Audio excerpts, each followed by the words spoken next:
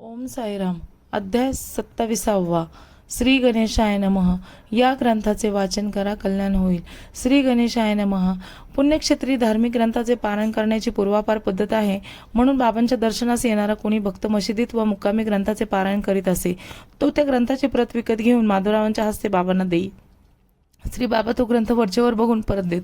बाबांच्या हस्तस्पर्शाने पावन झालेल्या त्या ग्रंथाच्या नित्यपठणाने व पारायणाने आपले कल्याण होईल अशी त्या भक्ताची श्रद्धा असे. कधी कधी श्री बाबा ग्रंथाची प्रत भक्ताला परत न देता माधवरावांना संग्रही ठेवण्यास सांगत. अर्थात कोणी कोणता ग्रंथ वाचला पाहिजे हे श्री बाबा स्वतः ठरवीत. काका महाराज नित्यनियमाने एकनाथी भागवत वाचित असत. त्यात खंड पडू नये म्हणून ते कुठेही गेले तरी ग्रंथ बरोबर नेत. एके दिवशी ते शिर्डीत आले असता माधवराव त्यांना भेटायला निघाले. त्यांनी तो ग्रंथ पाहिला व म्हणाले, काका, हा ग्रंथ मी घरी नेऊ का? वरचेवर बघून परत आणून देतो. काकांच्या अनुमतीने त्यांनी तो ग्रंथ घेतला. मग ते मशिदीत आले. तेव्हा बाबा माधवरावांना म्हणाले, श्याम्या, हे पुस्तक कसले आहे? माधवराव उत्तरले, काकांकडून नाथ भागवत आणले आहे. बाबा म्हणाले, हा ग्रंथ संग्रही ठेव, पुढे आपल्याला उपयोगी पडेल. माधवराव पुन्हा काकांकडे गेले. त्यांनी बाबांची अनुज्ञा सांगितली आणि तो ग्रंथ आपल्या संग्रही ठेवला. काही दिवसांनी काका महाराजी पुन्हा शिर्डीत आले. त्यांच्याकडे नाथ भागवताची दुसरी प्रत होती. ती त्यांनी बाबांच्या पुढे ठेवली. ती त्यांनी वरचेवर बघून काकांना प्रसाद म्हणून परत दिली व म्हणाले, हा ग्रंथ आपल्या कामी येणार आहे, कोणालाही देऊ नकोस. ते ऐकून काकांच्या डोळ्यात पाणी आले. त्यांनी भागवताची प्रत मस्तकी लावली आणि बिराडी परतले. एके दिवशी जोगांच्या नावे पार्सल आले. त्यात लोकमान्य टिळकांनी लिहिलेल्या गीता रहस्याची प्रत होती. त्यांनी पोस्टात जाऊन ते पार्सल घेतले आणि मशिदीत आले. बाबांनी विचारले, जोग, हे काय आहे? तेव्हा त्यांनी तेथेच पार्सल फोडले व गीता रहस्य बाबांच्या हाती दिला. त्यांनी तो वरचेवर पाहिला. त्यावर 1 रुपया ठेवून तो ग्रंथ जोगांना परत दिला व म्हणाले, याचे मनपूर्वक वाचन करा, तुमचे कल्याण होईल. ते ऐकून जोगांना खूप आनंद झाला. त्यांनी तो ग्रंथ आपल्या मस्तकी लावला.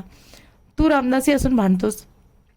एक रामदासी बुवा बाबांच्या दर्शनासाठी शिर्डीत आला होता. तो मशिदीत बसूनच विष्णू सहस्रनाम व अध्यात्म रामायणाचे वाचन करीत असे. एके दिवशी बाबांच्या मनात माधवरावांनाही काही नियम लावून द्यावा असा विचार आला. त्यांनी रामदासी बुवाला बोलावले. म्हणाले, माझ्या पोटात खूप कळा मारतायत, आतडेच तुटून जातात की काय असे वाटते.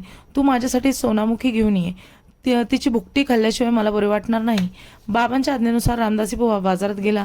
त्याची पाठ वळताच बाबांनी त्यांच्या पोथ्यांमध्ये विष्णू सहस्रनाम घेतले व माधवरावांजवळ बोलून म्हणाले, श्याम्या, ही पोथी फार चांगली आहे, कल्याणकारी आहे. एकदा माझा जीव घाबराघुबरा झाला होता, खूप त्रास झाला होता. मी काही जिवंत राहत नाही असेच मला वाटत होते. त्यावेळी मला या पोथीचा खूप उपयोग झाला.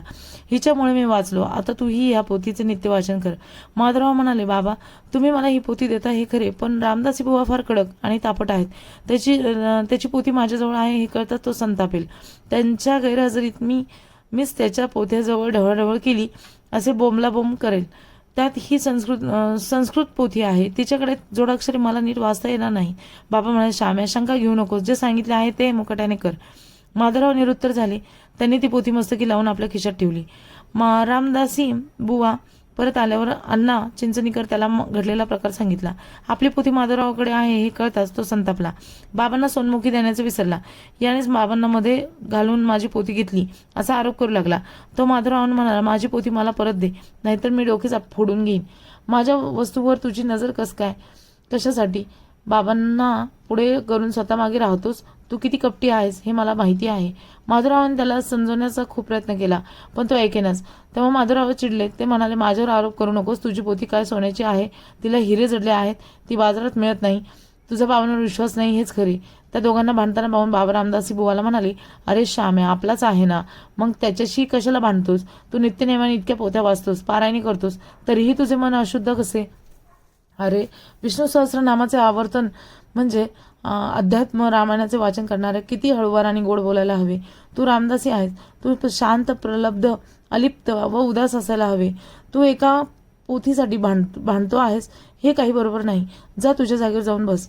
बाजारात पोथ्या मिळतात, पण माणूस मिळत नाही हे लक्षात ठेव. ती पोथी तुला तोंडपाठ आहे. श्यामेने तिचे वाचन करावे असे मला वाटले, म्हणून मीच त्याला दिली. यात काही चूक नाही. ते ऐकून रामदासी बुवा वरमला. बाबांनी पोथी देऊन आपल्यावर अनुग्रहच केला आहे या श्रद्धेने माधवरावांनी विष्णू सहस्रनाम म्हणण्यास सुरुवात केली. जी जोडाक्षरे त्याला येत नव्हती ती त्यांनी नीट समजून घेतली.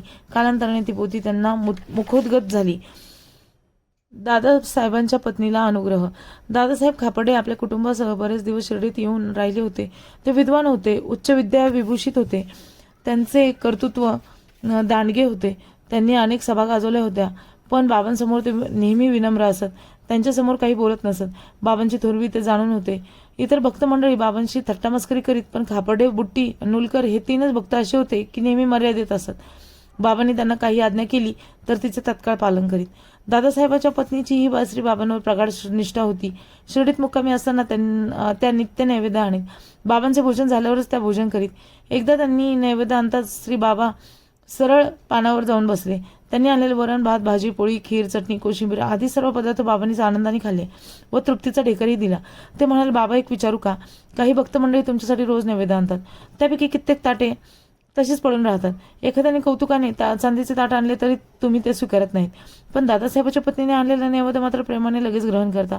तुमच्या मनात ही विषमता का? हिचे जाणणं तुम्हाला काय आवडते? आम्ही तुमचे मनोगत जाणू शकत नाही, म्हणून कृपा करून तुम्हीच याचा उलगडा करा. बाबा म्हणाले, श्याम्या, या अन्नाची गोडी का सांगू? ही बाई एका जन्मात एका वाण्याची गाय होती.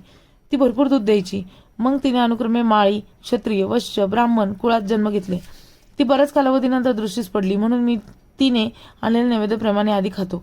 दादासाहेबाच्या पत्नीचा पुनर्जन्म इतिहास जाणून माधवरावांना मोठे नवल वाटले. विशिष्ट संबंध असल्याशिवाय कोणीही बाबांपाशी येत नाही याची त्यांना खूण पटली. भोजन झाल्यावर बाबा आपल्या गादीवर येऊन बसले. दादासाहेबांची पत्नी त्यांचे पाय चेपू लागली. मग बाबाही तिचे हात हळूवार दाबू लागले. तेव्हा देवच आपल्या भक्ताची सेवा करीत होता. ते पाहून माधवरावांना कौतुकाने म्हणाले, देवा, हे दृश्य पाहण्याची मजाच वेगळी. तुम्हा दोघांना एकमेकांबद्दलचा भाव पाहून मी सद्गदित झालो आहे. त्यानंतर श्री बाबांनी दादासाहेबाच्या पत्नीला राजाराम या मंत्राचा उपदेश दिला. ते म्हणाले, मुली, राम नाम अतिशय पवित्र आहे. ते तू नित्य घे. त्याने तुझे मन शांत होईल, जीवन सफल होईल. त्या आशीर्वादाने दादासाहेबांच्या पत्नीला खूप आनंद झाला. श्री बाबांकडून मंत्र दीक्षा मिळाल्याने तिला कृतकृत्य वाटले. अध्याय 27 समाप्त.